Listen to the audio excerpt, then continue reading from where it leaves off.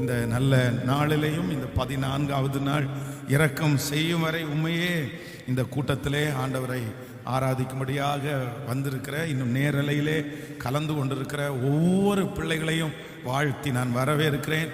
இந்த 13 நாட்கள் சொன்ன அத்தனை வாக்கு தத்தங்களையும் ஆண்டவர் நம்மேல ஆம் என்றும் ஆமேன் என்றும் நிறைவேற்ற போகிறார். நம்மளை ஒரு நாள் ஆண்டவர் கைவிட மாட்டார். நம்மோடு கர்த்தர் இருக்கிறார். நமக்கு இறங்காம ஆண்டவர் வேற யாருக்கு கர்த்தர் இறங்க போகிறார்? இஸ்ரவேல் ஜனங்கள் எப்பொழுதெல்லாம் கர்த்தருக்கு விரோதமாய் பாவம் செய்தார்களோ, ஆண்டவர் அந்நிய ராஜாக்களுடைய கையில ஒப்பு கொடுத்தாலும் திரும்ப எப்பெல்லாம் கர்த்தரிடத்துல சேர்ந்தாங்களோ அப்பெல்லாம் ஆண்டவர் அவர்களை விடுவித்து அவர்கள் மேல் இரக்கம் பாராட்டினார். அப்போ நம்ம ஒருவேளை விலகி இருக்கலாம், தடுமாறி இருக்கலாம், இந்த ஜெபத்திற்கு முன்பாக நீங்கள் நிறைய தவறுகளை பண்ணி இருக்கலாம். அதன் நிமித்தமாய் நீங்கள் சில தீமைகளை கூட நீங்கள் அனுபவிக்கலாம். பாஸ்டர், நான் பண்ணின தவறுனால தான் நான் இப்படி இருக்கிறேன், என்னுடைய மிஸ்டேக் தான் இதுக்கு எல்லாத்துக்கும் காரணம். ஆனா ஒன்றும் பிரச்சனை இல்லை. நீங்க மறுபடியும் கர்த்தரிடத்திலே திரும்புவீர்களே ஆனால் அவருடைய இரக்கம் உங்களுக்கு நிறையவே கிடைக்கும்.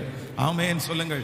ஒதுங்கி மனசாட்சியிலே குத்தப்பட்டு நீங்க நின்றக்கூடாது. நம்ம அவ்வளவுதான், நம்ம விழுந்துட்டோம், பரவாயில்ல, சரி கர்த்தர் சமூகத்துல திரும்ப வரணும். இளைய குமாரன் எப்படி தன்னுடைய தகப்பனை தேடி வந்து, தகப்பனே பரத்திற்கு விரதமாகவும் உமக்கு விரதமாகவும் நான் பாவம் செய்தேன், இனி உம்முடைய பிள்ளை அப்படின்னு சொல்றதற்கு எனக்கு தகுதி இல்லை, உம்முடைய வேலைக்காரனில் ஒருவனாக வைத்துக் கொள்ளும் அப்படின்னு திரும்ப அப்பாவை தேடி வந்த உடனே வேதம் சொல்லுது, அப்பா உடனே அவனை மன்னிச்சாரு. மறுபடியும் அந்த வேலைக்காரனுடைய ஸ்தானத்தை அல்ல, அவனுடைய மகன் என்கிற ஸ்தானத்தையே கொடுத்தாரு.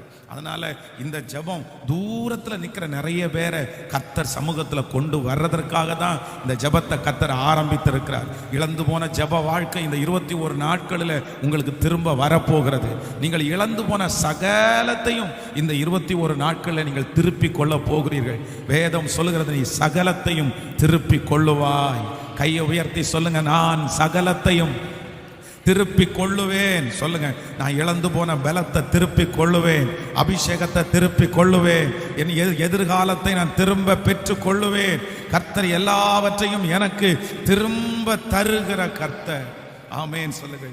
இன்றைக்கு ஒவ்வொரு நாளும் ஒவ்வொரு விஷயத்தை நம்ம தியானிக்கிறோம். இன்னைக்கு பொதுவாக என்னுடைய மனதில் ஆண்டவர் பேசின ஒரு வார்த்தை என்ன அப்படின்னா, இந்த ஒரே ஒரு காரியத்தை பிடிச்சிட்டு அப்படியே பிடிவாதமாக இருக்கிறத ஆண்டவர் வெறுக்கிறார். ஆண்டவருக்கு அது பிரியமில்லாத ஒன்று. சில காரியத்தை பிடிச்சிட்டாங்க அப்படின்னா அந்த விஷயம் எனக்கு கண்டிப்பாக வேணும், எனக்கு கிடைச்சாதான் நான் மாறுவேன், எனக்கு கிடைச்சாதான் நான் ஆண்டவரை ஆராதிக்க முடியும், எனக்கு கிடைச்சாதான் நான் சாட்சியா வாழுவேன் அப்படின்னு நிறைய பேர் நினைக்கிறாங்க. ஆனா ஒன்று நினைத்துக் கொள்ளுங்கள், அப்படியெல்லாம் கிடையாது. ஆண்டவர் ஒரு மனிதனை மற்றவங்களுக்கு முன்பாக சாட்சியாய் நிறுத்த வேண்டும் என்றால் எதை கொண்டு வேண்டும் என்றாலும் சாட்சியாய் நிறுத்துவார். நீங்கள் கடந்த சில வருடங்கள், ஒரு சில ஆண்டுகளுக்கு முன்பாக ஒரு நல்ல படிக்கிற ஒரு பொண்ணு, அனிதான்னு நினைக்கிறாங்க பேரு, ஒரு நல்ல மார்க் எடுத்து படிச்சு, ஆனா இந்த அவங்களுக்கு டாக்டர் ஆகணும்னு ஒரு கனவு இருந்துச்சு. ஆனா அந்த கனவு நிறைவேறலைன்னு உடனே சூசைட் பண்ணி அந்த புள்ள தற்கொலை பண்ணிச்சு. அதுக்காக நிறைய பேர் வழக்காடினாங்க, நிறைய பேர் அது ஒரு பெரிய பிரச்சனையா மாறிடுச்சு. ஆனால் ஒன்று நினைத்துக் கொள்ளுங்கள், கடந்த இந்த ஒரு மாதமாக என்னுடைய காதுல வர்ற நிறைய ஜெப விண்ணப்பங்கள் யார்கிட்ட வருது அப்படின்னா டாக்டர்ஸ் தான் வருது. நிறைய டாக்டர்களுடைய வாழ்க்கையை நான் அப்படியே அவங்களுடைய ஜெப குறிப்பை சொல்லும் போது ரொம்ப ஆச்சரியமா இருக்குது. ரொம்ப கஷ்டப்படுறாங்க. ஐயோ, சிலரெல்லாம் சொல்றாங்க, நான் ஏன் தான் இந்த படிப்பை படித்தேன் அப்படின்னே தெரியல. இந்த படிப்பை படித்ததற்கு பிறகு அதான் சென்னையில் இருக்கிற ஒரு டாக்டர் அவங்க எனக்கு கால் பண்ணும்போது சொன்னாங்க, பாஸ்டர் நான் அதை படிக்கும் போதே ஒரு காய்ச்சல் அப்படின்னு வந்தால் அந்த காய்ச்சலுக்கு இத்தனை இது இருக்கும். ஒரு காய்ச்சல் சாதாரணமான இருக்காது, அது இதில் கொண்டு போய் விட்டுரும். இப்படியே அதை படித்து எனக்குள்ள ஒரு பெரிய பயம் ஆயிருச்சு.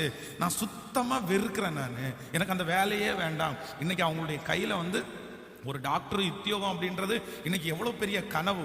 நிறைய பேரண்ட்ஸுடைய கனவே அதுதான். அது என் பிள்ளைய அப்படிதான் நான் படிக்க வைக்கணும் அப்படின்னு நினைக்கிறாங்க. ஆனால் அவங்க ரொம்ப அப்செட்டா இருந்தாங்க. நான் இதில் படித்ததுலேருந்து தான் நான் ஒன்றும் இல்லாமல் போனேன். நான் அந்த படிப்பை குறைவாய் சொல்லலை, அந்த வேலையை குறைவாய் சொல்லலை. என்னன்னா சிலருக்கு இதே மாதிரி சில விஷயத்தை என்ன பண்ணுறாங்கன்னா அப்படியே பிடிச்சி வச்சிருக்கிறாங்க. அதை நான் விட மாட்டேன், அதுக்காக கோடிக்கணக்கினால கடன் கூட வாங்கிடுவேன், எனக்கு அதை படிக்கணும், ஒரு பிள்ளையை அப்படி படிக்க வைக்கணும், ஒரு பொண்ணை அப்படி படிக்க வைக்கணும், இல்லைன்னா இந்த இடத்துல இப்படி வைக்கணும். இல்லை, பிடிவாத குணம் இருக்கிறவங்களை ஆண்டவர் ஒரு நாள் ஆசீர்வதிக்க முடியாது. நான் என்ன நம்புறேன் அப்படின்னா, சில காரியங்கள் ஆரம்பத்தில் நமக்கு நமக்கு பார்க்கும்போது ரொம்ப பெருசா தெரியாது, மற்றவங்களுக்கு முன்னாடி பெருமையா தெரியாது. ஆனா அதை விட நீங்கள் உயர்ந்த இடத்துல இதனால கர்த்தர் உங்களை கொண்டு போய் வைப்பார். அதனால கர்த்தருடைய சித்தத்துக்கு எப்பவும் ஒப்பு கொடுங்க. சில காரியத்தை பிடிச்சிட்டு இதுதான் எனக்கு வேணும் அப்படின்னு நீங்க நினைச்சீங்கன்னா நான் நம்புறேன் பெரிய உயர்வை நீங்க அடையவே முடியாது. அதான் நம்முடைய முதலாவது திருச்சபையினுடைய பக்கத்துல ஒரு 22 சென்ட் இடம் இருந்துச்சுல்ல, அந்த இடத்தை வந்து பிடிவாதமா நான் ஜெபம் பண்ணிட்டு இருந்தேன். இந்த இடம் கண்டிப்பா வேணும் ஆண்டவரே, இது வேற யாருடைய கையிலையும் போக கூடாது ஆண்டவரே அப்படின்னு எல்லாம் ஜெபம் பண்ணிட்டு இருந்தேன். அப்பதான் ஒரு நாள் ஆண்டவர் என்னுடைய இருதயத்துல பேசினாரு. அப்ப என்னன்னா, இதை விட உனக்கு மேன்மையானதை தர்றதுக்கு ஆண்டவர் சித்தம் கொண்டிருப்பாரு. இதை ஏன் நீ பிடிச்சிட்டு இருக்கணும்? உன்னுடைய ஆண்டவருடைய சித்தத்தின்படி ஆக கடவுது அப்படின்னு ஏன் நீ ஜெபம் பண்ணக்கூடாது? அப்போ ஆண்டவருடைய சித்தத்தின்படி ஆக கடவுதுன்னு சொன்னா அடுத்த வாரத்துல இருக்கிற இடத்தையே காலி பண்ண வேண்டிய சூழ்நிலை வந்துருச்சு. அவ்வளவுதான், இந்த ஒரு ஜெபம் தான் பண்ணினேன். அந்த இடத்தை விட்டு இப்போ வந்து மாற வேண்டிய சூழ்நிலை வச்சு அந்த இடத்தையே மறந்துடணும் அப்படின்னு ஆயிடுச்சு. ஆனா இன்று நான் நம்புகிறேன், இல்ல கண்டிப்பா என்னுடைய எண்ணத்தை விட என்மேல் கர்த்தர் வைத்திருக்கிற எண்ணம் மேலானதா இருக்கிறது. அதனால ஆண்டவருடைய பிள்ளைகளே, உங்க பிடிவாதத்தை நீங்க விட்டுருங்க. உங்க பிடிவாதத்தை விட்டுட்டு கர்த்தருடைய கரத்துல கொடுங்க. ஆண்டவரே உங்க சித்தத்தின்படி நடத்துங்க, உங்க விருப்பத்தின்படி நடத்துங்க. நீங்க என்ன எனக்கு கொடுக்குறீங்களோ அதை நான் சந்தோஷப்படுறேன், அதை நான் வெற்றியாய் வாழ்வதற்கு நான் கற்றுக்கொள்றேன். இந்த முடிவு எடுத்தீங்கன்னா உங்க வாழ்க்கை எப்படி இருக்கும்னா, இந்த பூலோக வாழ்க்கை கூட பரலோக வாழ்க்கையா இருக்கும். ஆமேன்னு சொல்லுங்கள். சிலர் ஆனா சிலதை கையில பிடிச்சி வச்சுட்டு அப்படியே விடுறதுக்குரிய மனதே இல்லை. அப்ப எல்லாரும் ஆண்டவரத்துல சொல்ல போறோம், ஆண்டவரே என்னை எப்படியும் ஆசீர்வதிக்கிறதுக்கு உங்களால முடியும், என்னை எப்படியும் ஆசீர்வதிப்பேன். என் சித்தம் அல்ல ஆண்டவரே, என் விருப்பம் அல்ல ஆண்டவரே, இன்றைக்கு நான் உங்க கரத்துல என் வாழ்க்கையை கொடுக்கிறேன், என் பிள்ளையினுடைய வாழ்க்கையை உங்க கையில கொடுக்கிறேன், என் குடும்பத்தினுடைய வாழ்க்கையை உங்க கையில கொடுக்கிறேன். கைகளை உயர்த்தி எல்லாரும் ஆண்டவரை நோக்கி பார்க்கலாம். ஆண்டவரே என்னுடைய சித்தம் அல்ல, உங்க சித்தம் நிறைவேறுவதாக. சொல்லுங்க, ஆண்டவரே என்னுடைய சித்தம் அல்ல, உம்முடைய சித்தம் நிறைவேறுவதாக. நான் உம்முடைய கரத்துல கொடுக்கிறேன் ஆண்டவரே, ஆண்டவரே நான் உம்முடைய கரத்துல கொடுக்கிறேன் ஆண்டவரே. நான் எந்த பிடிவாத குணமும் என்னிடத்துல இல்லை ஆண்டவரே, நான் பிடிவாதம் பிடிக்கல தகப்பனே. நீர் இரக்கம் செய்வீராக ராஜா, நீர் இரக்கம் செய்வீராக. ஆமென் சொல்லுங்க. இன்னைக்கு வந்து யாக்கோபை குறித்து தான் நம்ம வந்து தியானிக்க போறோம். இந்த யாக்கோபனுடைய வாழ்க்கை குறித்து பார்த்தீங்கன்னா கூட அப்படிதான். அப்படின்னா அவன் வந்து லாபான் தன்னுடைய மாமனாருடைய இளைய குமாரத்தின் மேல அவன் ரொம்ப பற்றுதலா இருந்தான். ஆனா ஆண்டவர் வந்து அவனுக்கு கொடுக்கறதுக்கு சித்தம் இருந்தாரே என்னமோ தெரியல, அவனுடைய தகப்பனார் மூத்த பொண்ணை வந்து ஏமாத்தி அவர் கல்யாணம் பண்ணி வைக்கிறாரு. ஓகே, ஆண்டவர் நமக்கு இந்த மனைவியை தான் தந்திருக்கிறாரு, கர்த்தருக்கு ஸ்தோத்திரம். எங்க அப்பாவும் ஒரு மனைவியோட தான் வாழ்ந்திருக்கிறாரு, எங்க தாத்தாவும் ஒரு மனைவியோட தான் வாழ்ந்திருக்கிறாரு, நம்ம கர்த்தருக்கு ஸ்தோத்திரம் பண்ணி நம்ம சந்தோஷமா வாழுவோம் அப்படின்னு வாழ்ந்திருக்கலாம். ஆனா இரண்டாவது அந்த பொண்ணை பிடிவாதமா இல்ல கண்டிப்பா எனக்கு வேணும் அப்படின்னு சொல்லி அடுத்த 7 வருஷம், ஏற்கனவே ஒரு 7 வருஷத்தை நஷ்டப்படுத்திட்டாரு, அடுத்த ஒரு 7 வருஷம். நீங்க அவங்க 2 பேருடைய வாழ்க்கையை நீங்க வாசித்து பார்த்தீங்கன்னா பெரிய சந்தோஷம். யோசேப்பு பிறந்த ஒரே ஒரு சந்தோஷம் மட்டும்தானே தவிர அவங்க பெரிய சந்தோஷம் எதுவுமே இல்லை. டெய்லி சண்டை போட்டு தான் இருந்தாங்கன்றது மாதிரி தான் நம்ம வந்து வேதத்துல வாசிக்க முடியும். அப்போ சில விஷயத்த ஆண்டவர் நமக்கு வேண்டான்னு சொல்லும் போது அதை ஏற்றுக்கொள்ளுகிற மனப்பக்குவம் உங்களுக்கு இருந்ததே ஆனால் நான் நம்புகிறேன் உங்களை கர்த்தர் மேன்மையாய் கர்த்தர் நடத்துவார். விட்டு கொடுத்தல் அப்படின்றது சாதாரணமான அபிஷேகம் இல்ல, அதுவும் நம்முடைய இஷ்டத்தை விட்டு கொடுக்கிறது அப்படின்றது ஒரு மிகப்பெரிய பிளெஸிங். ஆமேன்னு சொல்லுங்கள். பொதுவாக நமக்கு எல்லாருக்கும் அந்த விருப்பம் இருக்கும், வாலிப தங்கச்சிகளுக்கு தம்பிகளுக்கு எல்லாம் அந்த விருப்பம் இருக்கும். நான் என்ன நம்புறேன்னா, உன் விருப்பத்தை எல்லாம் கர்த்தரிடத்துல சொல்லிடு. அதை நான் பொண்ணு பார்க்க போகும்போது பையனை பார்க்கும்போது சொல்லுவேன், உன்னுடைய அப்ளிகேஷன் ஃபார்மில் வந்து நீ வந்து பையன் என்ன நிறம் அப்படின்னு கேட்கும்போது வெள்ளை, கருப்பு, உயரம் இவ்வளவோ, சம்பளம் இவ்வளவோ, இந்த மாதிரிலாம் ஃபில்அப் பண்ணி ஆண்டவரே எனக்கு ஒரு வாழ்க்கை துணையை நான் இந்த மாதிரி அமைச்சு கொடுங்க அப்படின்னு ஜெபிக்கிறவங்க நிறைய பேர் இருக்காங்க. அந்த ஜெபம் நம்ம தவறு அப்படின்னு சொல்லலை, ஆனால் உண்மையிலே எந்த ஜெபம் நல்ல ஜெபம் அப்படின்னா எதையுமே ஃபில்அப் பண்ணாம கீழே சைன் போட்டுட்டு ஆண்டவரே என் வாழ்க்கையை உங்க கையில கொடுக்குறேன், நீங்க எல்லாத்தையும் ஃபில் பண்ணிருங்க. கருப்பா வெள்ளையான்றதை நீங்க டிசைட் பண்ணிருங்க, உயரம் நீங்க டிசைட் பண்ணிருங்க, படிப்பு நீங்க டிசைட் பண்ணிருங்க, சம்பளம் நீங்க டிசைட் பண்ணிருங்க, நான் நீங்க எதை கொடுத்தாலும் ஏத்துக்கிறேன். அப்படிப்பட்ட மனப்பக்குவம் உங்களுக்கு இருக்குமானால் நான் நம்புறேன் உங்க வாழ்க்கை சிறப்பாக தான் அமையும். அந்த வாழ்க்கை ஒரு நாளும் தோல்வி அடையாது. ஆரம்பம் ஒருவேளை எல்லாருடைய பார்வைக்கும் அற்பமா இருக்கலாம், ஆனா ஆண்டவர் ரொம்ப அழகா நடத்துவாரு. ஆனா இன்னைக்கு நிறைய பேருக்கு அப்படி கொடுக்கக்கூடிய ஒரு மனப்பக்குவமே வர மாட்டேங்குது. அது எல்லாருமே ஆசை இருக்கும் பிள்ளைகளே, நம்ம 4 பேரை பார்க்கும்போது நமக்கும் அந்த மாதிரி ஏன் வரக்கூடாது அப்படின்னு. ஆனால் ஆண்டவர் என்ன பார்ப்பாருன்னா, உங்கள் வாழ்க்கையை அவர் கையில் கொடுக்கணும்னு அவர் பார்ப்பாரு. என் பிள்ளை தர்றானா, என் பிள்ளை, நான் அப்படிதான் உண்மையிலே என் வாழ்க்கையை கர்த்தருக்கு அப்படி தான் கொடுத்தேன்.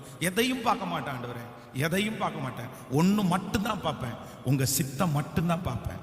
உங்களுக்கு விருப்பம் இருக்கா, உங்களுக்கு சித்தம் இருக்கா பார்த்தீங்க அப்படின்னா ஆண்டவர் கிருபையா எல்லாவற்றையும் ஆச்சரியமாய் நடத்துகிறார்.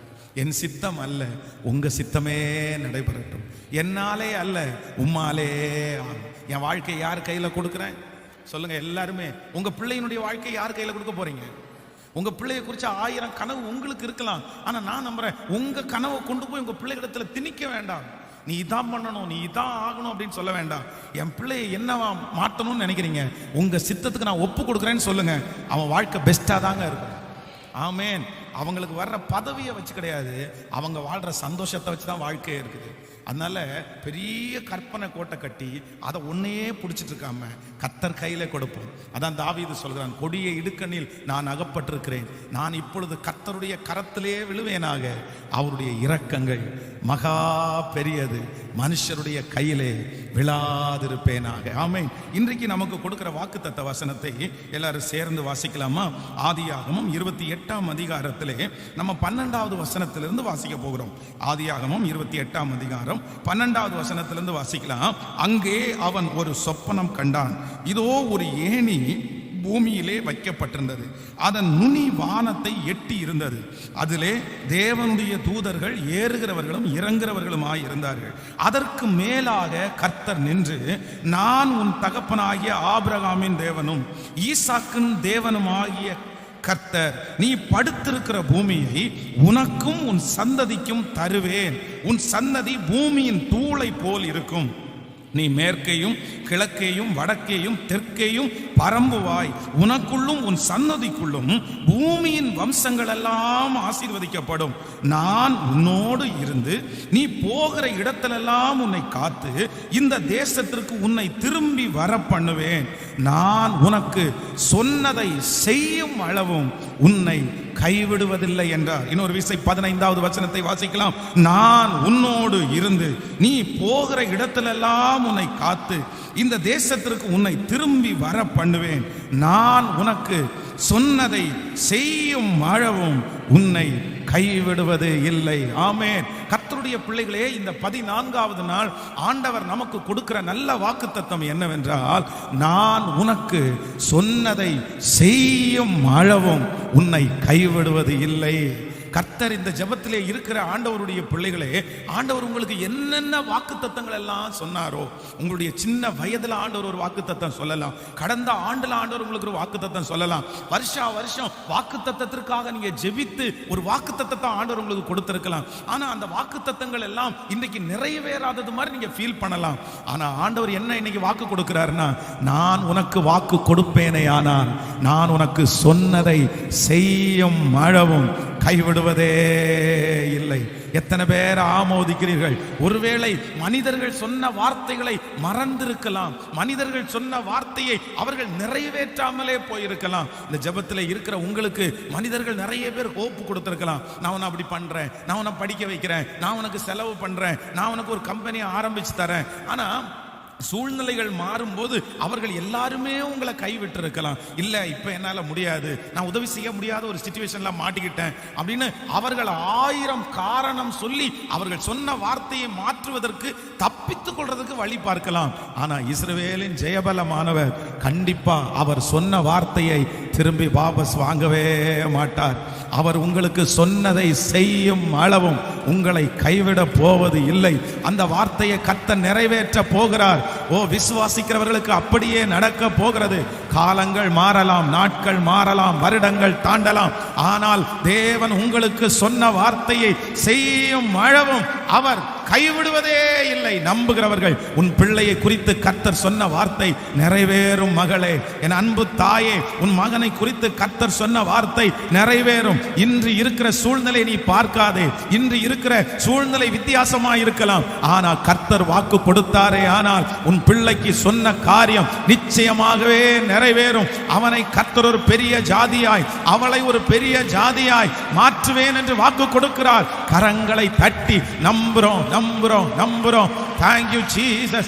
Hallelujah. அந்த வார்த்தைக்கு விரோதமாய் எத்தனை சூழ்நிலை வந்தாலும் கர்த்தர் கண்டிப்பாய் சொன்னதை நிறைவேற்றுகிற கர்த்தர். ஒருவேளை சுற்றி இருக்கிற நிறைய பேர் சொல்லலாம், இந்த வாக்குத்தத்தத்தை தெரியாம அவனுக்கு சொல்லிட்டீங்க ஆண்டவரே, அவன்லாம் இந்த வாக்குத்தத்தத்தை பெற்றுக்கொள்வதற்கு கொஞ்சம் கூட அருகதையா அந்த மனுஷனுக்கு இல்லை அப்படின்னு யாரோ ஒருத்தர் உங்களை பார்த்து திறப்புல நிற்கிற மாதிரி சொல்லலாம். வேண்டாம், கொடுக்காதீங்கன்னு. இல்லை இல்லை, ஆண்டவர் எந்த மனுஷனுக்காகவும் அவர் கொடுத்த வார்த்தையை அவர் மீறவே மாட்டார். யாக்கோபு ஒன்றுமே இல்லாமல் தன்னுடைய தகப்பனார் வீட்டிலிருந்து இப்பொழுது ஒரு தனி மனிதனாய் கடந்து வருகிறான். ஒருவேளை ஏசா இப்படிப்பட்ட சூழ்நிலையில கடந்து வந்தா கூட பரவாயில்ல. ஏன்னா ஏசாவை குறித்து வேதம் சொல்லுது, அவன் ஒரு வேட்டையாடுகிற மனுஷன், அவனுக்கு வெளியே போய் நிறைய பழக்கம் இருக்குது. ஆனா யாக்கோபு யார் அப்படின்னா குணசாலியும் கூடாரவாசியுமா இருந்தான். தன்னுடைய வீட்டிலே தன்னுடைய தாய்க்கு பின்னாடியே போய் உதவி செஞ்சுட்டு தன்னுடைய தாயினுடைய அன்பை அதிகமாய் வாங்கினவன் தான் இந்த யாக்கோபு. ஆனா அவனுடைய குடும்பத்தில் இருக்கிற சூழ்நிலை, இப்ப வீட்டை விட்டு துரத்தப்படுகிறான். நடு ராத்திரியில ஒரு இடத்துல எந்த இடம்னு தெரியாம அந்த இடத்துல படுத்திருக்கிறான். அப்பதான் ஆண்டவர் வாக்கு கொடுக்கிறாரு. நிறைய வாக்கு தத்தத்தை கொடுத்து கடைசியில சொல்றாரு, நான் உனக்கு சொன்னதை செய்யும் அளவும் உன்னை கைவிடுவதே இல்லை. ஆமென் சொல்லுங்கள். நீங்கள் திக்கற்றவர்களாக இருக்கும்போது, நீங்கள் உடைந்து போய் இருக்கும்போது கர்த்தர் சொன்ன வாக்குத்தத்தம் கண்டிப்பாக அது நிறைவேறாமல் போகவே போகாது. ஆமென். 2005 வருஷத்துல இந்த ஊழியத்தை ஆரம்பிக்கும் போது ஆண்டவர் ஒரு வாக்குத்தத்தம் கொடுத்தாரு. பூமி எங்கும் எந்த ஜாதிகளிடத்திலும் செய்யப்படாத அதிசயத்தை உன் ஜனங்கள் எல்லாருக்கும் முன்பாகவும் செய்வேன் அப்படின்னு ஒரு வாக்கு கொடுத்தாரு. அப்போ இந்த வார்த்தை எனக்கு அன்னைக்கு ரொம்ப ஆச்சரியமான வார்த்தையா இருந்துச்சு. பூமி எங்கும் எந்த ஜாதிகளிடத்திலும் யாருக்குமே செய்யாததை உனக்கு நான் செய்வேண்டா அப்படின்னு ஆண்டவர் என்கிட்ட பேசுறாரு. ஆனா அன்னைக்கு இருந்த சூழ்நிலை கண்டிப்பா அது நடக்கிறது. எல்லாரை விட புறக்கணிக்கப்பட்டு ஊழியத்துல ரொம்ப வேகமா ஊழியம் செஞ்சு ஆனா தோல்வி அடைந்து திரும்ப அந்த ஊழியத்தை எடுத்து செய்ய முடியாத ஒரு சிச்சுவேஷன் தான் அந்த சிச்சுவேஷன். ஆனா அந்த வாக்குத்தத்தத்தை அன்னைக்கு 5000 பிரிண்ட் பக்கத்துல போட்டேன் நான். அந்த வாக்குத்தத்தை பூமி எங்கும் எந்த ஜாதிகளிடத்திலும் செய்யப்படாத அதிசயத்தை 5000 அன்னைக்கு வர்ற ஆத்துமாக்களே 10 பேருக்குள்ள தான் இருப்பாங்க. ஆனா எல்லா பிரிண்ட் 5000 பிரிண்ட் போட்டு அந்த ஏரியாவில் இருக்கிற ஒவ்வொரு வீட்டுக்கும் அந்த வாக்குத்தத்தத்தை கொடுத்தேன். பார்க்குறவங்களுக்கு எல்லாம் அந்த வாக்குத்தத்தத்தை கொடுத்தேன். அந்த வாக்குத்தத்தத்தை அன்னைக்கு இருக்கிற சர்ச் ஒரு 30 அடி நீளம் இருக்கும், ஒரு 12 அடி அகலம். அந்த 30 அடிக்கு இவ்வளோ பெரிய ஃபிளக்ஸ்ல பூமி எங்கும் எந்த ஜாதிகளிடத்திலும் செய்யப்படாத அதிசயத்தை உன் ஜனங்கள் எல்லாருக்கும் முன்பாகவும் செய்வேன் அப்படின்னு அந்த ஃபிளக்ஸ் அடிச்சிருந்தேன். என்னுடைய வீட்டில் இருக்கிற அந்த வால்ல எல்லாம் சின்ன சின்ன டேக் தொங்க விட்டு அந்த டேக்ல எல்லாம் ஒரே வசனம், பூமி எங்கும் எந்த ஜாதிகளிடத்திலும் செய்யப்படாத அதிசயத்தை உன் ஜனங்கள் எல்லாருக்கும் முன்பாகவும் செய்வேன். ஆனா இன்றைக்கு நான் நம்புறேன் ஆண்டவருடைய பிள்ளையே, அந்த வாக்குத்தத்தம் அப்படியே என் வாழ்க்கையில நிறைவேறுகிறது. ஹல்லேலூயா. இன்றைக்கு எங்களுடைய கண்கள் காண்கிறது. ஆமென். இந்த கோயம்புத்தூர் பட்டணத்திலே கர்த்தர் திருச்சபையை வேகமாய் வளர பண்ணி பூமி எங்கும் எந்த ஜாதிக்கும் செய்யாதத கர்த்தர் எங்களுக்கு செய்திருக்கிறார், எனக்கு செய்திருக்கிறார், இந்த ஊழியத்திற்கு செய்திருக்கிறார். உங்களுக்கு கர்த்தர் செய்ய மாட்டாரா? கண்டிப்பாக செய்வார். வாக்குத்தத்தம் நிறைவேறுவதற்கு எந்த விதமான சாத்திய கூறுகள் இல்லை என்றாலும் வாக்கு பண்ணினவர் பெரியவர், வாக்கு பண்ணினவர் சிறந்தவர், வாக்கு பண்ணினவர் வாக்கு மாறாதவர். அவர் வாக்கு மாறுவதற்கு மனிதன் அல்ல. அவர் வாக்குத்தத்தத்தை அப்படியே நிறைவேற்றுகிற கர்த்தர். எல்லாரும் கையை உயர்த்தி சொல்லுங்க, அப்பா எனக்கு இந்த வாக்குத்தத்தம் நிறைவேற போகிறதற்காய் நன்றி. எனக்கு சொன்ன ஆயிரக்கணக்கான வாக்குத்தத்தங்கள் அறிக்கை செய்யுங்க. முடிஞ்சா ஒன்னொன்னா நினைச்சு பாருங்க. இந்த வாக்குத்தத்தத்தை சொன்னீரே, இந்த வாக்குத்தத்தத்தை சொன்னீரே, அதை நிறைவேற்ற போகிறதற்காக ஸ்தோத்திரம் சொல்லுங்க. பிரதர் சிஸ்டர், அந்த வாக்குத்தத்தத்தை நிறைவேற்ற போகிறதற்காக ஸ்தோத்திரம். ஆண்டவரே, அந்த வார்த்தை ஒரு நாளும் பொய் உரையாது, அது புதைத்து போட்டதா இருக்காது. எந்த இடத்திலே இருந்தாலும் கர்த்தர் திரும்ப முளைக்க பண்ணுகிறதற்காய். ஹல்லேலூயா, ஹல்லேலூயா, ஆமென். ஸ்தோத்திரம். அந்த வாக்குத்தத்தத்தை நிறைவேற்றுகிறதற்காக நன்றி. ஹல்லேலூயா. நான் உனக்கு சொன்னதை செய்யும் அளவும் உன்னை நான் கைவிடவே மாட்டேன். அப்ப ஆண்டவர் அந்த வாக்குத்தத்தத்தை கொடுக்கும்போது அதை நீ அடிக்கடி நினைவூட்டிட்டே இருந்தா போதும். ஆண்டவரே, நீர் இப்படி சொன்னீரே, காலதாமதம் ஆகுதே ஆண்டவரே, நீங்க அந்த வாக்குத்தத்தத்தை ரிஜெக்ட் பண்ணாம அதை மனசுலயே வச்சிட்டு இருக்கும்போது அவர் சொன்னது நிச்சயமாய் நடக்கும். இந்த வசனத்தை நான் தியானிச்சுட்டு இருக்கும்போது ஆண்டவர் இந்த வாக்குத்தத்தத்தை நிறைவேற்றுவதற்கு இந்த யாக்கோபுக்குள்ள எந்த குவாலிட்டியும் இருந்தது மாதிரி தெரியல. ஆனா கூட இந்த வாக்குத்தத்தத்தை ஆண்டவர் நிறைவேற்றுவார். அப்படின்னா இவன் இந்த யாக்கோபனுடைய வாழ்க்கையிலே இருந்த நெகட்டிவை நான் பார்த்தேன். 3 விதமான காரியங்கள் அவனுடைய வாழ்க்கையில் இருக்குது. ஆனா கூட அந்த வார்த்தையை கர்த்தர் நிறைவேற்றினார். ஒருவேளை இந்த சத்தத்தை கேட்கிற உங்களுடைய வாழ்க்கையில இந்த 3 விதமான நெகட்டிவும் இருக்கலாம். ஆனா நான் நம்புறேன், இதனுடைய முடிவில் நீங்க என்ன விசுவாசிக்கணும்னா, கர்த்தர் சொன்னதை செய்யும் அளவும் என்ன கர்த்தர் கைவிடவே மாட்டார். ஆமென். முதலாவதாக 27ஆம் அதிகாரத்தில் 45வது வசனத்தை வாசிக்கலாமா? 27ஆம் அதிகாரம் 45வது வசனத்தை எல்லாரும் சேர்ந்து வாசிக்க போறோம். 45. உன் சகோதரன் உன்மேல் வைத்திருக்கிற கோபம் தணிந்து நீ அவனுக்கு செய்ததை அவன் மறந்த பின் நான் ஆள் அனுப்பி அவ்விடத்திலிருந்து உன்னை அழைப்பிப்பேன். நான் ஒரே நாளில் உங்கள் இருவரையும் ஏன் இழந்து போக வேண்டும் என்ன? இன்னொரு விஷயம் கூட வாசிக்கலாமே. உன் சகோதரன் உன்மேல் வைத்த கோபம் தணிந்து நீ அவனுக்கு செய்ததை அவன் மறந்த பின் நான் ஆள் அனுப்பி அவ்விடத்திலிருந்து உன்னை அழைப்பிப்பேன். நான் ஒரே நாளில் உங்கள் இருவரையும் ஏன் இழந்து போக வேண்டும்? நன்றாய் கவனிங்கள் ஆண்டவருடைய பிள்ளைகளே. கர்த்தர் இந்த மனுஷனுக்கு என்ன வாக்கு கொடுக்கிறாருன்னா, நான் உன்னை ஆசீர்வதிப்பேன், நான் உன்னை பெருக பண்ணி திரும்பவும் நீ எந்த இடத்திலிருந்து துரத்தப்பட்டியோ அந்த இடத்திற்கு மறுபடியும் நான் உன்னை கொண்டு வருவேன், நீ படுத்திருக்கிற இந்த இடத்தை உனக்கு நான் தருவேன் வாக்கு கொடுத்தாரு. ஆனா இந்த வாக்குத்தத்தம் நிறைவேறுவதற்கு ஏன் சாத்தியம் இல்லை அப்படின்னு சொன்னா, தன்னுடைய சகோதரனுக்கு இவன் மேல பயங்கரமான பகை. அது சாதாரணமான பகை அல்ல. வேதம் சொல்லுது ஃபர்ஸ்ட் டைம் அவனுக்கு இருந்தது சேஷ்ட புத்திர பாகம். அப்படின்னா ஒரு மூத்த பிள்ளைக்கு கிடைக்கிற ஒரு மிகப்பெரிய ரிவார்டு என்ன அப்படின்னா சேஷ்ட புத்திர பாகம். அது எல்லாருக்கும் கிடைக்காது, யாருமே காசு கொடுத்து வாங்க முடியாது, ஆசைப்பட்டா கூட கிடைக்காது, உழைச்சா கூட கிடைக்காது. அது ஒரே ஒருத்தனுக்கு தான் கிடைக்கும், மூத்த பையனுக்கு மட்டும்தான் கிடைக்கும். அந்த ஆசீர்வாதத்தை ஒரு சின்ன கூழுக்காக அவனை ஏமாத்தி வித்தது மாதிரி இவன் வாங்கிட்டான், தன்னுடைய கையில வாங்கிட்டான். சரி, ஓகே, ஏதோ போட்டு நம்ம விட்டுட்டோம். அடுத்து நெக்ஸ்ட் தன்னுடைய தகப்பனாருடைய ஆசீர்வாதம்.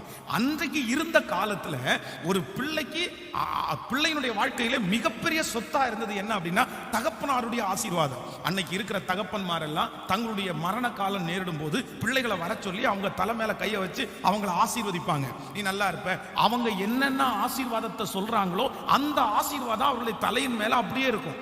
அதனாலதான் பெற்றோர்கள் உங்கள் பிள்ளைகளை நீங்க ஆசீர்வதிக்கணும், நீங்க சபிக்க கூடாது, நீங்க கேவலமான வார்த்தைகளால பிள்ளைகளை திட்டக்கூடாதுன்னு அதனால தான் பரிசுத்தவான்கள் சொல்றாங்க. அப்போ தன்னுடைய தகப்பனாருடைய ஆசீர்வாதத்தை வாங்குறதுக்காக இவன் ரொம்ப பிரயாசம் எடுக்கிறான். அதுக்காக போய் வேட்டையாடி ஒரு நல்ல ஒரு பொருளை பிடிச்சிட்டு வந்து அதை அழகா சமைச்சு தன்னுடைய தகப்பனாருக்கு ருசி கிடைக்கிற மாதிரி சமைச்சு கொடுக்கணும்னு உள்ள வந்தா அவருடைய தகப்பனார் என்ன சொல்றாருன்னா, ஐயோ மகனே, முன்னாடி வந்து ஒருத்தன் வாங்கிட்டு போயிட்டானே, நீ இல்லையா? உடனே நீங்க அந்த அந்த பேராகிராஃபை வாசிங்கன்னா ரொம்ப கவலைப்படுவீங்க. இந்த மனுஷன் லிட்டரலா அழுவான். ஏசா, என் தகப்பனே, என் தகப்பனே, ஒரு ஆசீர்வாதம் கூட எனக்கு விட்டு வைக்கலையா? என்னையும் ஆசீர்வதியும். இவனுக்கு கிடைக்க வேண்டிய ஆசீர்வாதம் ஏற்கனவே சேஷ்ட புத்திர பாகத்தை எடுத்துட்டான். சரி பரவாயில்ல, இப்ப தன்னுடைய தகப்பனாருடைய ஆசீர்வாதம் ஒண்ணு கூட இல்லாம எல்லாத்தையுமே அவன் வாங்கிட்டான். அப்பதான் ஏசா தன்னுடைய மனசுல ஒரு முடிவு எடுக்கிறான். என்னைக்கானாலும் ஒரு நாள் உனக்கு சாவு, அது வேற யாரு கையிலும் இல்லை, என் கையில தான் சாவு. நான் உன்னை கொன்றுவேன், எங்க அப்பா சாகிற அன்னைக்கு உன்னை கொன்றுவேன், எங்க அம்மா சாகிற அன்னைக்கு உன்னை கொன்றுவேன்னு ஒரு தீர்மானம் எடுத்தான். அப்போ திரும்ப இந்த பட்டணத்திற்கு வரவோ, தன்னுடைய வீட்டை கட்டவோ, தன்னுடைய குடும்பத்தை நடத்துகிறதற்கோ ஒரு பெர்சன்டேஜ் கூட வாய்ப்பில்லை. ஆனா வேதம் சொல்கிறது, அவ்வளவு கோபமா இருந்த அந்த ஏசாவை கர்த்தர் எப்படி மாத்தினாருன்னா சாதுவானவனாய் மாத்தினார். தன்னுடைய சகோதரனுடைய இருதயத்தை எப்படியாவது கவர்ந்துடணும்னு சொல்லி ஆடுகளை, மாடுகளை, வேலைக்காரிகளை எல்லாரையுமே இவர் அனுப்புவாரு. ஆனா அவர் ஏசா எல்லாத்தையும் ரிட்டர்ன் பண்ணி, எனக்கு எதுக்கு அனுப்புன, எனக்கு எதுக்கு? என் தேவன் என்னை மிகவும் ஆசீர்வதித்திருக்கிறார். ஆமென். நம்பர் 1, முதலாவதாக ஆண்டவர் கொடுத்திருக்கிற வாக்குத்தத்தம் உங்கள் வாழ்க்கையிலே நிறைவேறுவதற்கு எந்த விதமான சாத்திய கூறுகள் இல்லை என்றாலும் கர்த்தர் இன்னைக்கு ஆணித்தரமா வாக்கு கொடுக்கிறாரு. அதற்கு எந்த வசதியும் இல்லைனாலும் நான் சொன்னதை செய்யும் அளவும் நான் உன்னை கைவிட மாட்டேன், அந்த மனுஷனுடைய இருதயத்தில் பேச வேண்டியது கர்த்தருடைய பொறுப்பு. அந்த காரியத்தை நடத்த வேண்டியது கர்த்தருடைய பொறுப்பு. அந்த காரியம் எப்படி நடக்கணும், என்னைக்கு நடக்கணும், எல்லாவற்றையும் கர்த்தர் தம்முடைய கரத்திலேயே கர்த்தர் வைத்திருக்கிறார். நான் விசுவாசிக்கிறேன், நான் நம்புகிறேன். என் கர்த்தருடைய பிள்ளையே, இன்றைக்கு கர்த்தர் சொன்ன வாக்குத்தத்தம் நிறைவேற சாத்தியமே இல்லைன்னு சொல்றீங்கல்ல, என் கர்த்தர் வாக்கு கொடுக்கிறார், இல்லை, நான் உனக்கு சொன்னதை செய்யும் அளவும் உன்னை கைவிடுவதே இல்லை. நன்றாய் கரங்களை தட்டி நம்புறவர்கள் நன்றாய் கரங்களை தட்டி ஹல்லேலூயா. எனக்கு கர்த்தர் சொன்ன வாக்குத்தத்தத்தை நிறைவேற்றுகிறதற்காக ஸ்தோத்திரம். ஆமென். காந்திபுரத்தில் ஒரு அருமையான ஒரு ஃபேமிலி, நல்ல சிபிஎம் திருச்சபைக்கு போகிற ஒரு ஃபேமிலி. அவரு 2 பசங்க. அவங்க அம்மாவும் நல்ல சிபிஎம் விசுவாசி. அப்போ மூத்த பையனுக்கு ஆண்டவர் வாக்கு கொடுக்கிறாரு, உன் சகோதரனை காட்டிலும் நான் உன்னை ஆசீர்வதிப்பேன்னு வாக்கு கொடுக்கிறாரு. ஆனா இந்த அம்மாவுக்கு அப்பா இறந்துட்டாங்க. அம்மாவுக்கு இளைய பையனை தான் பிடிக்கும், மூத்த பையனை சுத்தமா பிடிக்காது. அதற்கு தகுந்த மாதிரி அந்த இளைய பையனுடைய குடும்பத்தில் இருக்கிற மருமகளும் இவங்களை ரொம்ப ஐஸ் வச்சு ரொம்ப அவங்க கூடயே இருந்ததுனால அவங்க குடும்பத்துக்கு செய்யணும், இவங்க குடும்பத்துக்கு செய்யக்கூடாதுன்ற முடிவு பண்ணிட்டாங்க. அவங்களுக்கு 2 சொத்து இருந்துச்சு. ஒரு செத்து காந்திபுரத்தில் ஒரு 7 சென்ட் மிக முக்கியமான இடத்துல அந்த இடம் இருக்குது. இன்னொரு ஒரு 25 சென்ட் ரொம்ப அவுட்டர்ல, அது ரொம்ப காடான ஒரு இடத்துல. அப்போ அந்த பையனை கூப்பிட்டு சொன்னாங்களா, மூத்த பையனை கூப்பிட்டு, பாரு, உனக்கு இந்த சிட்டில நான் இடம் தரமாட்டேன், நான் என் சின்ன பையனோட தான் நான் வாழ போறேன், அதனால சின்ன பையனுக்கு நான் அதை கொடுத்துட்றேன், நீ அந்த 25 சென்ட்டை வச்சுக்கோ அப்படின்னு. ஆனா இதற்கும் கம்பேர் பண்ணி பார்த்தா இது பல கோடி, அது பல லட்சம். ஆனா இவர் ஒண்ணுமே சொல்லலையாமா, எங்க அம்மா கொடுக்காட்டி என்ன, எங்க தகப்பன், பரலோக தகப்பன் என்ன ஆசீர்வதிப்பார். உடனே நீங்க ஒண்ணுமே கவலைப்படாதீங்கம்மா, நீங்க என்ன கொடுக்கணுமோ எனக்கு கொடுங்க, அது போதும், ஆண்டவர் என்ன பிளஸ் பண்ணுவாரு, ஆண்டவர் எனக்கு வாக்கு கொடுத்துருக்கிறாருன்னு சொல்லியிருக்கிறாரு. அப்போ அவங்க அதே மாதிரி எழுதி வச்சுட்டாங்க. எல்லாரும் சொன்னாங்களாம்மா, ஃபைட் பண்ணுங்க, சண்டை போடுங்க, அது என்ன, ஒரு பையனுக்கு இன்னொரு பையனுக்கு சரிசமமா பிரிக்கட்டும். ஒரு ஒண்ணுமே யோசிக்கல, கர்த்தர் என்ன ஆசீர்வதிப்பார். ஒரு மிகப்பெரிய அதிசயம், அவர் வச்சிருந்த அந்த 25 சென்ட் பக்கத்துல மெயின் பைபாஸ் ரோடு ஒன்று கவர்மெண்ட் சாங்ஷன் பண்ணி அதை உடனே போட்டுட்டாங்க. ஒரு ஆச்சரியம் என்ன அப்படின்னா, இந்த இடத்தை விட அந்த இடம் இன்னைக்கு 10 மடங்கு அதிகமான பணத்துக்கு விற்பனை ஆகுது. 10 டைம்ஸ், பல கோடிகள் அது. அப்போ ஆண்டவர் சொன்ன வாக்கு தத்தம் அப்படியே நிறைவேறிடுச்சு. ஆமென். சில நேரத்தில் கர்த்தர் சொன்ன வாக்கு தத்தம் நிறைவேறுவதற்கு எந்த சாத்தியமுமே இருக்காது. ஆனா ஆண்டவர் என்ன சொல்றாருன்னா, நீ விசுவாசித்தால் தேவனுடைய மகிமையை காண்பாய். நான் நம்புறேன் ஆண்டவரே, நீர் எனக்கு செய்வீர் என்று நான் நம்புகிறேன். நம்பர் 2, இரண்டாவதாக ஒரு வசனத்தை வாசிக்கலாம். ஆதியாகமம் 31ஆம் அதிகாரத்தை எடுத்துக்கொள்ளலாம். ஆதியாகமம் 31ஆம் அதிகாரத்தில் 41வது வசனத்தை வாசிக்கலாமா? 31ஆம் அதிகாரம் 41வது வசனத்தை நம்ம வாசிக்க போறோம். 41ஆம் வசனத்தை வாசிப்போம். இந்த 20 வருஷ காலம் உம்முடைய வீட்டில் இருந்தேன், 14 வருஷம் உம்முடைய 2 குமாரத்திகளுக்காகவும் 6 வருஷம் உம்முடைய மந்தைக்காகவும் உம்மிடத்தில் சேவித்தேன். உம்மிடத்தில் சேவித்தேன். 10 முறை என் சம்பளத்தை மாற்றி. நீ 31ஆம் அதிகாரம் 7வது வசனத்தை கூட வாசிப்பீர்களே, ஆனால் 7வது வசனத்தை வாசிக்கலாம். உங்கள் தகப்பனோ என்னை வஞ்சித்து என் சம்பளத்தை 10 முறை மாற்றினார், ஆனாலும் அவன் எனக்கு தீங்கு செய்ய தேவன் அவனுக்கு இடம் கொடுக்கவில்லை. கவனிங்க, தன்னுடைய வீட்டை விட்டு அவன் கிளம்பி வரும்போது அவனுக்கு முதல் ஹோப் கொடுக்கிறது யாருன்னா அவங்க மாமா தான் கொடுக்கிறாரு.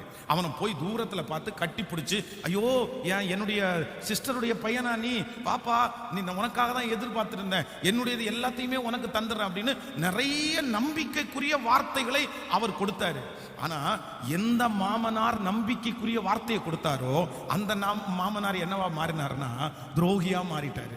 இப்போ யாக்கோபு என்ன சொல்றாரு அப்படின்னா, 14 வருஷம் 7 வருஷம் உங்க பிள்ளைகளுக்காக வேலை செஞ்சேன், 6 வருஷம் உங்க மந்தைக்காக வேலை செய்வேன், கிட்டத்தட்ட 20 வருஷம் உமக்கு நான் வேலை செஞ்சிருக்கிறேன், 20 இயர்ஸ். ஆனா இந்த 20 வருஷத்துல எனக்கு ஒண்ணு கூட செய்யலையே, ஒண்ணு கூட பண்ணலையே, என்னை இப்படி ஏமாத்தலாமா? ஆனா வேதம் சொல்லுது, கர்த்தர் அவனை அந்த இடத்துல இருந்து புறப்படும் போது வெறும் கையாய் அல்ல, வெறும் கோலும் கையுமாய் வந்த அவனை கர்த்தர் 2 பெரிய பரிவாரங்களுக்கு தகப்பனாய் மாற்றினார். கர்த்தர் வாக்கு கொடுக்கிறார், நான் உனக்கு சொன்னதை செய்யும் அளவும் உன்னை கைவிடுவதில்லை. எப்ப அப்படின்னா, உங்களுக்கு நம்பிக்கை கொடுத்த மனிதர்கள் உங்களுக்கு விரோதமாய் இன்றைக்கு நின்றாலும் கர்த்தர் சொல்கிறார், நான் சொன்ன வார்த்தையை உனக்கு அப்படியே நிறைவேற்றுவேன். பக்கத்தில் இருக்கிற கையை பிடிச்சி சொல்லுங்க, ஆரம்பத்தில் உங்களுக்கு நம்பிக்கை கொடுத்த நிறைய மனிதர்கள் மறந்து இருக்கலாம், அவங்க நம்பிக்கையெல்லாம் அவங்கள விட்டு போயிருக்கலாம். ஆனா கர்த்தர் சொன்ன வார்த்தை அப்படியே நிறைவேறும். விசுவாசிக்கிறீங்களா இல்லையா? கைகளை உயர்த்தி அப்பாட்ட சொல்லுங்க, ஆண்டவரே நீர் எங்களுக்கு இருக்கிறீர், நீர் எங்களுக்கு இருக்கிறீர். மனிதன் சொன்ன வார்த்தையை மாறிவிட்டான், சொந்தம் சொன்ன வார்த்தையை மாறிவிட்டது, பெற்ற தகப்பன் சொன்ன வார்த்தையை மாறிவிட்டார், கூட பிறந்த பிறப்புகள் சொன்ன வார்த்தையை மாறிவிட்டார், உயிருக்கு உயிராய் நேசித்த நண்பன் சொன்ன வார்த்தையை மாறிவிட்டான், இன்னைக்கு துரோகியாய் மாறினான். ஆனால் இஸ்ரவேலின் ஜெயபலமானவர் இன்று இந்த ஜெபத்தில் இருக்கிற ஒவ்வொருத்தருடைய கரத்தை பிடித்து சொல்கிறார், இல்லை நான் மாற இல்லை, நான் மாறவில்லை, நான் உனக்கு சொன்னதை செய்யும் அளவும் உன்னை கைவிடுவதில்லை. எத்தனை பேர் மாறினாலும், எத்தனை பேர் நம்பிக்கை துரோகம் செய்தாலும், ஓ உன்னை உண்டாக்கினவரும் இஸ்ரவேலே உன்னை சிருஷ்டித்தவரும் ஆகிய கர்த்தர் வாக்கு கொடுக்கிறார், நான் உனக்கு சொன்னதை செய்யும் அளவும் உன்னை கைவிடுவதே இல்லை. ஆமென். வாக்குத்தத்தத்தை ஆண்டவர் அந்த யாக்கோபுக்கு கொடுக்கும்போது அவனுக்கு இருந்த முதல் நம்பிக்கை யார் அப்படின்னா, அவங்க மாமனார் தான் ஃபர்ஸ்ட் அவனுடைய ஹோப். ஏன் அப்படின்னா, அந்த சொப்பனத்தை பார்த்துட்டு ஃபர்ஸ்ட் அவன் சந்திக்கிறது யார் தான் சந்திக்கிறான்னா, தன்னுடைய மாமனாரை சந்திக்கிறான். தன்னுடைய மாமனார் அவனை பார்த்த உடனே பாசிட்டிவா தான் பேசுறாரு, அவர் நெகட்டிவா பேசவே இல்லை. பாப்பா உனக்காக தான்ப்பா வெயிட் பண்ணேன், எல்லாமே உன்னுடையதான்ப்பா, நீ எடுத்துக்கப்பா, நான் உன்னை நல்லா வைப்பேன், நான் உன்னை நல்லா பார்த்துக்குவேன், நீ வீட்டுக்கு போக வேண்டிய அவசியமே வராது. ஆனா அவ்வளவு நம்பிக்கை கொடுத்த அந்த மாமனார் தன்னுடைய பிள்ளைகளே கல்யாணம் பண்ணி வச்சு அவர் சொல்றாரு, 10 முறை என் சம்பளத்தை மாத்தினீங்க, 20 வருஷம் உமக்கு வேலை செஞ்சேன், இன்னும் அந்த அதிகாரத்தை நீங்க தொடர்ந்து வாசிங்கன்னா, ராத்திரியில போனதை என் கையில இருந்து வாங்கினீங்க, மிருகங்கள் பட்சித்ததை என் கையில இருந்து வாங்கினீங்க, இத்தனை வருஷம் எத்தனை ஏமாற்றம், எத்தனை அவமானம், ஆனாலும் கர்த்தர் உங்களுக்கு முன்னாடி சொன்னதை எனக்கு செய்து முடித்தார். ஹல்லேலூயா. கர்த்தர் வாக்கு கொடுத்த உடனே ஒரு ஹோப் உங்களுக்கு கிடைச்சிருக்கலாம், யாராவது ஒருத்தர் முன்னாடி வந்து நின்று உங்களை கைட் பண்ணலாம், உங்களை நடத்தலாம். ஆனா இப்போ உங்களை கைட் பண்ணவங்க, உங்களை நடத்தினவங்க உங்களுக்கு விரோதியாகவே மாற்றப்பட்டிருக்கலாம், உங்களுக்கு எதிராகவே மாற்றப்பட்டிருக்கலாம். இப்பதான் உங்களுக்கு தெரிய வந்திருக்கலாம், அவங்க எனக்கு நன்மைக்கு செய்யல, தீமைக்கு செஞ்சாங்க, எனக்கு எதிராக நின்னாங்க, இன்னைக்கு எதிராக நின்று தான் நான் இவ்வளவு விளைவை சந்திச்சேன். ஆனா நான் நம்புறேன், வாக்கு கொடுத்தவர் அவர் நிச்சயம் நிறைவேற்றுவார்.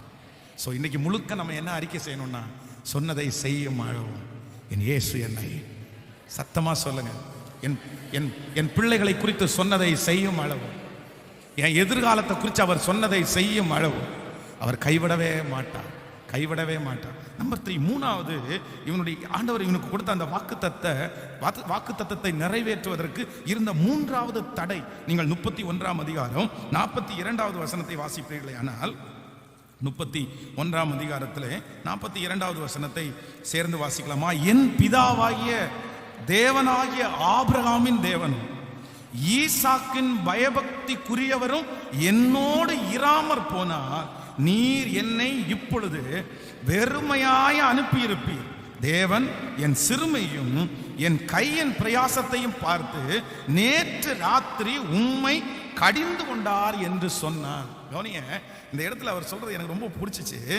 என் பிதாவின் தேவனாகிய ஆபிரகாமின் தேவன், ஈசாக்கின் பயபக்திக்குரியவரும் என்னோடு இராமற் போனார். அப்போ இந்த இடத்துல யாக்கோபு என்ன சொல்றாரு அப்படின்னா, இந்த 20 வருஷம் உங்களிடத்துல இருந்தும் என்னை வெறுங்கையா நீங்க அனுப்பணும்னு நினைச்சோம், என்னை ஏன் வெறுங்கையா அனுப்ப முடியல அப்படின்னு சொன்னா, நான் ஜபிச்சதுனால அல்ல, நான் பரிசுத்தமா வாழ்ந்ததுனால அல்ல, நான் உங்க வீட்டில் வந்து உங்க பொண்ணை பார்த்தனோ இல்லையோ 15 வருஷத்தை நாசம் பண்ணிட்டேன். அதான் நான் இப்போ இந்த வசனத்தினுடைய உண்மையான விளக்கம் அதான். அப்படிதான் அவர் சொல்லியிருப்பாரு, 14 வருஷத்தை நான் தொலைச்சிட்டேன், உங்க மூத்த பொண்ணுக்காக, இளைய பொண்ணுக்காக தான் நான் வந்து சேவை செஞ்சேன். ஆனா நீங்க என்ன பண்ணிட்டீங்கன்னா, ஏமாத்தி, எனக்கு நானே ஒரு பெரிய ஏமாத்துக்காரன், ஆனா என்னையே ஏமாத்திட்டீங்க பாரு. ஆனா ஆண்டவர் இந்த இடத்துல பயங்கரமா செய்யறாருல்ல, பார்த்து எத்தனை பேரை ஏமாத்தினார் இந்த யாக்கோபு. ஏமாத்துறதுல அவனை மாதிரி கில்லாடி வேற யாருமே கிடையாது. அவனை யாராவது ஏமாத்த முடியுமான்னு கேட்டா, இயேசுவையே ஏமாத்துற அந்த அளவுக்கு ரேஞ்சு. ஆனா ஒரு இடத்துல அவனை ஏமாத்துறதுக்குன்னு ஒரு மாமனா இருந்தாரா இல்லையா?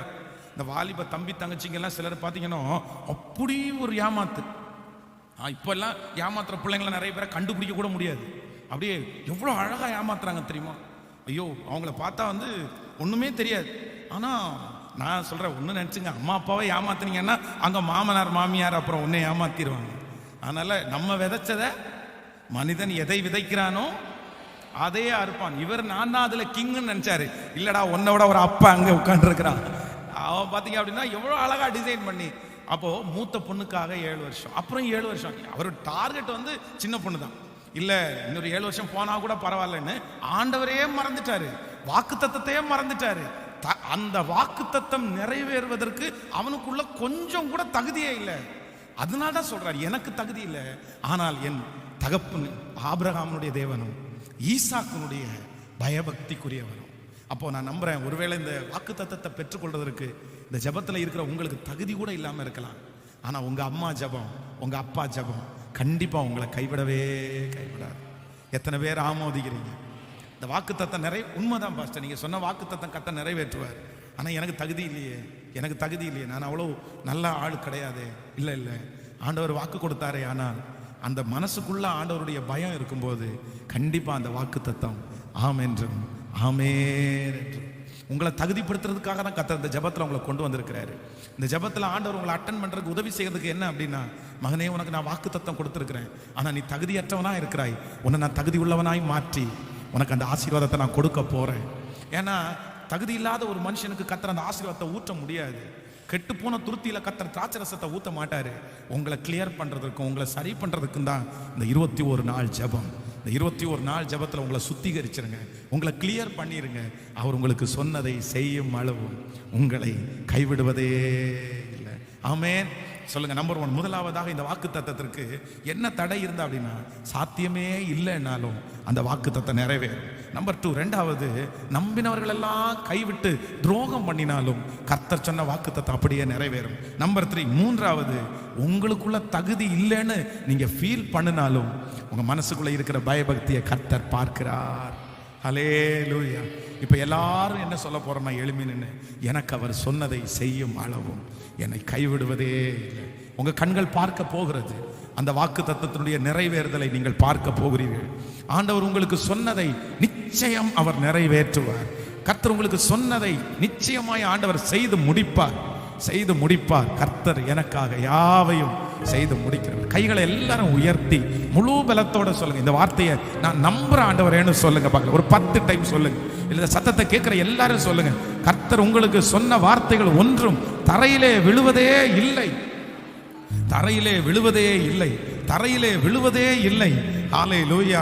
ஆண்டவரே, நீர் எனக்கு சொன்னது நிறைவேறுமா ஆண்டவரே, என் பிள்ளைக்கு சொன்னது நிறைவேறுமா ஆண்டவரே, காலம் இத்தனை போகுதே ஆண்டவரே, நாட்கள் இத்தனை போயிருச்சு ஆண்டவரே, எப்படி எப்படி நிறைவேறும்? ஆனா ஆண்டவர் இன்னொரு டைம் இந்த 14வது நாள் ஜெபத்துல கர்த்தர் இன்னொரு டைம் சொல்றார், இல்ல மகளே, நான் உனக்கு சொன்னதை செய்து முடிப்பேன், நான் உனக்கு சொன்னதை செய்யும் அளவும் உன்னை கைவிடுவதே இல்லை.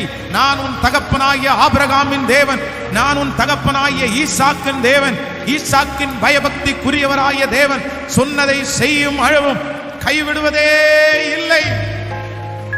ஹல்லேலூயா. எத்தனை பேர் இடையில வந்து மாறி போகலாம், எத்தனை பேர் இடையில வந்து கைவிடலாம், ஆனா இயேசு கைவிட தெரியாது. அவர் நிறைவேற்றுவார், அவர் நிறைவேற்றுவார். ஓ ஹல்லேலூயா. கைகளை உயர்த்தி, ஆண்டவரே, மேற்கு கிழக்கு வடக்கு தெற்கெல்லாம் நீ பரம்புவாய், நீ பரம்புவாய். வெறும் கோலும் கையுமாக நுழைஞ்சவன், வெறும் கோலும் கையுமாய் நுழைஞ்சவன், 20 வருஷம் ஏமாற்றத்தை சந்திச்சவன். ஆனா அந்த பட்டணத்தை விட்டு வெளியே போகும்போது பெரிய பரிவாரம், பெரிய பரிவாரம். நான் தீர்க்க தரிசனமா சொல்றேன், ஆண்டவருடைய பிள்ளைகளே, இப்ப இந்த ஜெபத்துல அட்டன் பண்ற இந்த நிமிஷம் வரைக்கும் உங்களை யாரோ ஒருத்தர் ஏமாத்திட்டே இருக்கலாம், நீங்க ஏமாந்து போகலாம். ஆனா ஆண்டவர் சொல்றாரு, இல்ல இல்ல, நான் உன்னை வெறுங்கையா அனுப்ப மாட்டேன், நான் உனக்கு சொன்னதை செய்வேன், உன்னை பல மடங்கு ஆசீர்வதிப்பேன். ஓ ஹல்லேலூயா. Thank you Holy Spirit. இஸ்ரவேலுடைய அடிக்காயத்தை ஆற்றுகிற ரணவைத்தியருடைய பிரசன்னம் இன்றைக்கு இந்த 14வது நாள் எங்களை எல்லாரையும் தொட்டதற்காக நன்றி ஆண்டவரே. உனக்கு கொடுத்த வாக்குத்தத்தம் எங்க நிறைவேற போகுது? நீ தான் பின்மாறிட்டியே, நீ தான் விழுந்துட்டியே. ஒரு காலத்துல ஆண்டவர் உனக்கு வாக்குத்தத்தத்தை கொடுத்திருந்தது உண்மைதான். ஆனா அவர் சொன்னதை நிறைவேற்றுவதற்கு நீ கொஞ்சம் கூட தகுதி உள்ள ஆள் இல்லை. அதனால இந்த வாக்குத்தத்தம் உனக்கு நிறைவேற போறது இல்லை, உன் பிள்ளைக்கு நிறைவேற போறது இல்லை. எஸ், இந்த வார்த்தையை கேட்டு கேட்டு மனம் சலித்து போன எத்தனையோ பிள்ளை இன்னைக்கு இந்த ஜெபத்துல நின்றுட்டு இருக்காங்களே. ஆண்டவரே, ஆண்டவர் சொன்னது இன்னைக்கு நிறைவேறாதா, நாளைக்கு நிறைவேறாதா அப்படின்னு எதிர்பார்த்து காத்திருக்கிற எத்தனையோ பிள்ளைங்க இருக்கிறாங்களே அப்பா. ஆனா நாங்க நம்புறோம், வாக்கு கொடுத்தவர் நீர் உண்மை உள்ளவர் அல்லவா, வாக்கு கொடுத்தவர் நீர் உண்மை உள்ளவர் அல்லவா, நீர் மனம் மாற மனிதன் அல்ல, நீர் சொல்லியும் செய்யாதிருக்கிற கர்த்தர் அல்ல, நீர் வசனித்தும் நிறைவேற்றாதிருக்கிற தேவன் அல்ல. அன்னைக்கு என் பிள்ளை அழும்போது வாக்கு கொடுத்தீங்களே ஆண்டவரே, அர்ப்பணிக்கும் போது வாக்கு கொடுத்தீங்களே ஆண்டவரே. இன்னைக்கு நிறைய பேர் ஒரு வார்த்தை கூட நிறைவேறலையே. நான் அதுக்கு தகுதியே இல்லையோ, ஒரு வாக்கு தத்தமாவது என் தலை மேல நிறைவேறாதா? கர்த்தர் ஆயிரக்கணக்கான வாக்கு தத்தத்தை சொன்னாரே. அப்படி எதிர்பார்த்துட்டு இருக்கிற ஒவ்வொரு பிள்ளைக்காக உம்முடைய ஊழியக்காரனாகிய நான் இந்த 14வது நாள் திறப்புல நிக்கிறப்பா, உங்க பிள்ளைகளுக்காக ஜெபிக்கிறப்பா. இந்த இரக்கம் செய்யும் வரை கூட்டத்தில் அவங்களுக்கு சொன்ன வார்த்தைய, அப்பா அப்பா ஏசப்பா, நீங்க சொன்ன வார்த்தைய, நான் உனக்கு சொன்னதை செய்யும் அழுவோம், உன்னை வெட்கப்படுத்த மாட்டேன், உன்னை கைவிட மாட்டேன்னு சொன்ன தெய்வம் இப்ப கரங்களை தட்டி கொண்டிருக்கும் போதே அந்த வார்த்தை திரும்ப ஒரு விசை உம்முடைய சமூகத்திலே ஞாபகப்படுத்தப்படட்டும், ஞாபகப்படுத்தப்படட்டும், அந்த வார்த்தை ஞாபகப்படுத்தப்படட்டும். ஆண்டவரே, திரும்ப உம்முடைய ஊழியக்காரன் எங்க பிள்ளைகளுக்காக இன்னொரு டைம் அந்த வாக்கு தத்தத்தை ஞாபகப்படுத்துறப்பா, இன்னொரு டைம் ஞாபகப்படுத்துறப்பா. நீங்க பாருங்க ஆண்டவர், அந்த வாக்கு தத்தத்தை திரும்ப கலெக்ட் பண்ணுங்கப்பா. மருதகாய் அவ்வளோ பெரிய இரக்கத்தை சம்பாரிச்சிட்டான், ராஜாவுக்கு அவ்வளோ பெரிய உதவியை செஞ்சான். ஆனா எல்லாரும் மறந்தாங்களே. நீங்க மருதகாயை ஆசீர்வதிக்கணும்னு நினைச்ச உடனே ராஜாவுடைய தூக்கம் கூட போய் அவனை உயர்த்தின கர்த்தர் இப்பொழுது என் பிள்ளைகளுக்காக அந்த வாக்கு தத்தத்தை தம்முடைய நாமத்திற்காய் காண்பித்த பிரயாசத்தை இன்றைக்கு திரும்ப ஒரு விசை நினையும் ஆண்டவரே, திரும்ப ஒரு விசை நினைங்கப்பா. எங்க பிள்ளை அவமானப்பட்டதை நினைங்கப்பா, என் பிள்ளை கண்ணீர் வடிச்சதை நினைங்கப்பா. உமக்காக அவ்வளோ பெரிய அவமானத்தை சுமந்து நிற்கிறத பாருங்கப்பா. அத்தனை அவங்க திட்டின போதிலும் கூட உங்களை என் பிள்ளை மறுதலிக்கவே இல்லையே, உங்களை என் பிள்ளை விட்டு கொடுக்கவே இல்லையே அப்பா, உங்களுக்கு முன்னாடி தூசிக்கவே இல்லையே. அந்த மனுஷனுக்கு முன்னாடி என் பிள்ளை வெட்கப்பட்டு போகாதபடி இப்பொழுது அவர்களுக்கு சொன்னதை செய்யும், அவர்களுக்கு சொன்னதை செய்யும், அவர்களுக்கு சொன்னதை, நீர் வாக்கு கொடுத்ததை, நீர் வாக்கு கொடுத்ததை, நீர் வாக்கு கொடுத்ததை அப்படியே அப்படியே அப்படியே நீர் நிறைவேற்றுகிறதற்காக நன்றி அப்பா, கோடி நன்றி. எங்களுடைய தேசத்தை கண்ணோக்கி பாரும் அப்பா, அக்கிரமம் அதிகமாகுதுப்பா, பாவம் அதிகமாகுதுப்பா. அடுத்த ஜெனரேஷன் போன்லயே இருக்காங்கப்பா, மீடியாலேயே இருக்காங்கப்பா. உமக்காக எங்க பட்டணத்துல தீர்க்கதரிசிகள் எழும்ப மாட்டார்களா? மிஷனரிகள் எழும்ப மாட்டார்களா? வைராக்கியம் உள்ள ஊழியர்கள் எழும்ப மாட்டார்களா? தகப்பனே, இந்த இரக்கம் செய்யும் வரை கூட்டத்தில் நாங்க எல்லாரும் கைகோர்த்து நாங்க ஜெபம் பண்றோம். எங்க கோயம்புத்தூர் பட்டணத்தை கொஞ்சம் திரும்பி பாருங்கப்பா. ஒரு எழுப்புதல் வரட்டும் ஆண்டவரே, சபைகளில் எழுப்புதல் வரட்டும் ஆண்டவரே, ஜனங்களுக்குள்ள ரட்சிப்பு வரட்டும் ஆண்டவரே.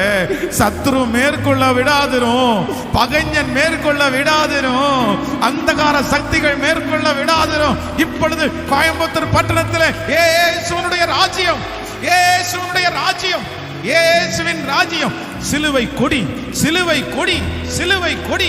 இந்த பட்டணம் எங்கிலும் சிலுவை கொடி, இந்த பட்டணம் எங்கிலும் சிலுவை கொடி பறக்கட்டும், சிலுவை கொடி பறக்கட்டும். ஓ ஹalleluya. இந்த பட்டணத்திற்கு விரோதமாய் செயல்படுகிற எல்லா விதமான அந்தகார கிரியைகளை ஓ இயேசு கிறிஸ்துவின் நாமத்தினால கடிந்து நாங்கள் அப்புறப்படுத்தி நாங்கள் ஜெபிக்கிறோம். Thank you Jesus. 10,000 பேர் கொண்ட 100 திருச்சபையை எழுப்புங்கப்பா. 1000 பேர் கொண்ட 1000 திருச்சபையை எழுப்புங்க ஆண்டவரே. இன்னும் 10 வருஷத்துக்குள்ள உங்க வருகை தாமதிக்கும்னா 10,000 பேர் கொண்ட 100 திருச்சபை, 1000 பேர் கொண்ட 1000 திருச்சபை. நன்றி அப்பா.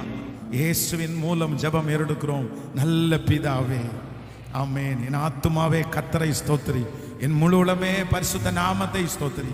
என் ஆத்துமாவே கர்த்தரை ஸ்தோத்திரி. கர்த்தர் செய்த சகல உபகாரங்களை மறவாதே. நம்முடைய ஆண்டவராகிய இயேசு கிறிஸ்துவின் கிருபை, பிதாவாகிய தேவனுடைய அன்பு, பரிசுத்த ஆவியானுடைய அந்யோன்ய ஐக்கியம் நம்மனோடு இன்றும் என்றும் சதா காலம் கூட இருப்பதாக. கரங்களை உயர்த்தி ஹல்லேலூயா, ஹல்லேலூயா, ஹல்லேலூயா. God bless you. ஆண்டவர் உங்களை ஆசீர்வதி.